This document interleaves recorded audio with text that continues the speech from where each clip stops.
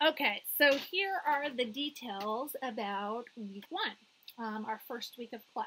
So a note at the top, all of the times that I include on the syllabus are Eastern Daylight Time, so Eastern Standard Time. So you can plan accordingly.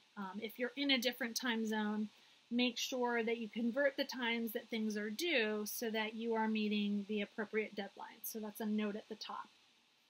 Underneath that, you'll see discussion question for the week. So each week we will have a discussion question that kind of shapes our week's discussion. It also is broad enough that you can draw on the information that you've been reading in the various texts for the week. You can bring that in to inform your answer to the questions. So each week there will be a different question.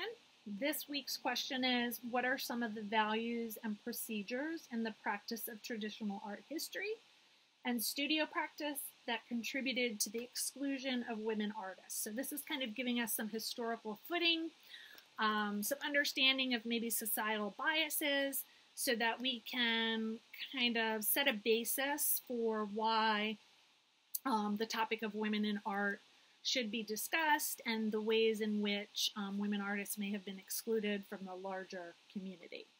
And the readings that we're doing this week speak to those issues and the artists that we're looking at as well, so you can draw on those readings to answer that question. Of course, if you've been reading something and you stumble across something that you think is interesting and related to the class, feel free to bring that up as well. I always like to see what students are finding, and I always love when they bring that information into the course. The other thing that will be happening each week is we will have a must-see museum that's paired with the week. So this week's museum is the National Museum of Women in the Arts. So I want you to go to their website and get a little bit familiar with who they are and what their mission is. You can see at the end of week one, I have some optional readings. One of those is an article about the National Museum of Women in the Arts. So if you want to read that to help you get a better understanding of what they're all about, feel free. So each week there'll be a focus museum. And then each day we will focus on a different woman artist. Depending on what the theme for the week is, I'll pick artists that kind of match with that theme.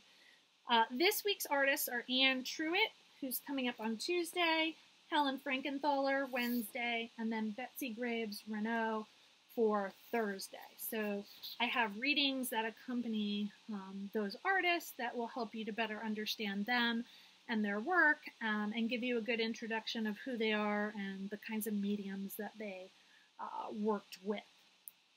So most immediately for Monday, I would like you to post an introductory video of yourself under the link for class introductions on the main page. As I said, I posted my own introduction so that you can know a little bit more about me and why I'm teaching this course. I'd love to hear a little bit more about you and why you're taking the course, where you're from, what your major is, maybe some things that were challenging about last semester, maybe some positive things that are happening in your life now, since we're kind of constantly bombarded with negativity lately. Just any kind of information that will help us to get to know you. And if you could post that by noon on Tuesday, that would be terrific. And then one another throughout the week, students can go in and look at the profiles of their classmates and get a better sense of who the other students in the course are. The other thing for Monday is to read the article that's been posted to Blackboard by Linda Nochlin. Why Have There Been No Great Women Artists? This is a pretty important text in terms of feminist art history, so it seems like a good way to kind of start the course. Under the optional readings for the week, you'll also see that I posted a link to an illustrated guide to Linda Nochlin's Why Have There Been No Great Women Artists, in case you're interested in that. And then in that issue where Nochlin's article first appeared, there were responses by other by great women artists of the time period to her piece. So that's a little long. If you're interested in it, feel free to read it. Maybe there's certain artists you've heard of who you'd like to read their sections as opposed to other people's. I put the link up there in case you would like to look at it. The last optional link is just really something that speaks to us during this point in time. It's a article that appeared in Art News about virtual museums, right? And how museums are like adapting to this new state of affairs in America. So in terms of timeliness, it doesn't necessarily have to do with women artists, but it does have to do with museums and artwork and communicating and writing. So I put it up there in case people are interested. So again, for tomorrow, we've got discussion boards opening. So you want to post one response by 5 p.m. on Tuesday and one response by 5 p.m. on Thursday. That will enable us to make sure people are participating throughout the week so that we have more of an opportunity to interact with one another. The other thing you're doing is starting to explore the National Museum of Women in the Arts.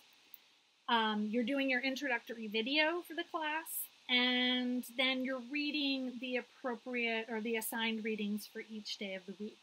Now, something special that's happening during week 1 is the National Museum of Women in the Arts are going to have 3 of their employees in the museum education department come and talk to us live between 1 and 2 on Wednesday.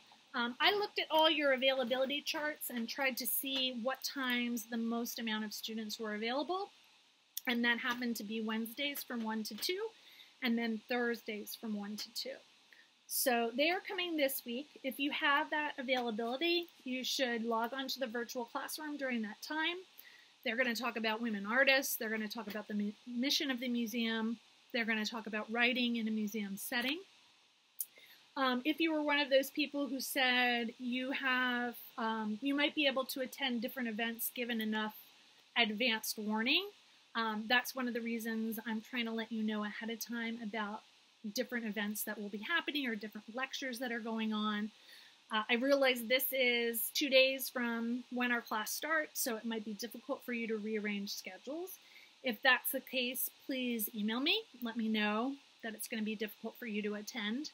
And then, of course, we have a few students who are either out of the time zone, so it's really hard to find a time in common with them based on their individual country. Or we have people who are working summer jobs, right? In those cases, for people who are not flexible, we will record each of the guest lectures that we have, and that way students can be sure that they don't miss those lectures.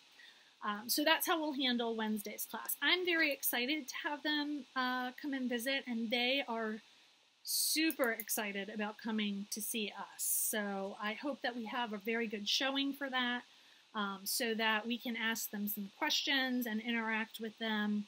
And again, that's logging on to the virtual classroom from 1 to 2. And each day I will post an announcement and email it to you, reminding you of what's coming up the next day.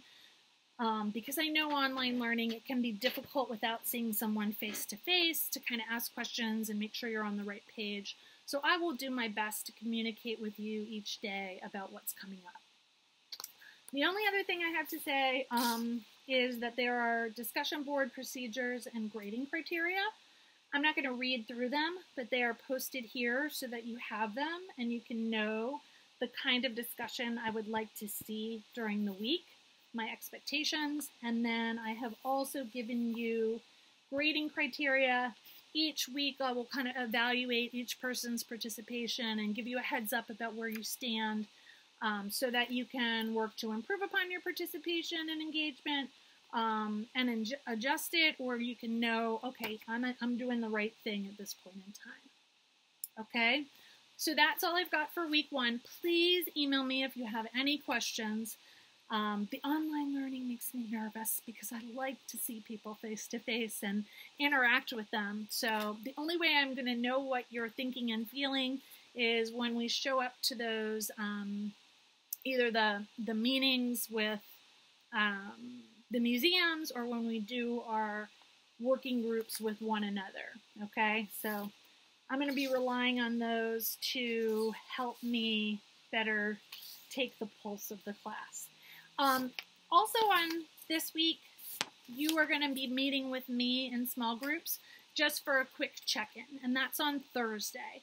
That is on the big calendar, like the semester-long calendar. It's also on week 1. If you are not available, if your availability has changed and you're not going to be able to make those times that I've set up for students, please let me know so that I can do some shuffling. I think ideally, since we have 12 people in the class, it would be great if we could work in 3 groups of 4. That would be manageable, I think, for me, manageable for all of you. So if there are any issues with the days and times that you've been scheduled, both for this week and then throughout the semester, please send me an email, let me know, and we can sort that out. Okay? All right, enjoy the reading. I will see you all, I guess, on Wednesday from 1 to 2 for the National Museum of Women in the Arts.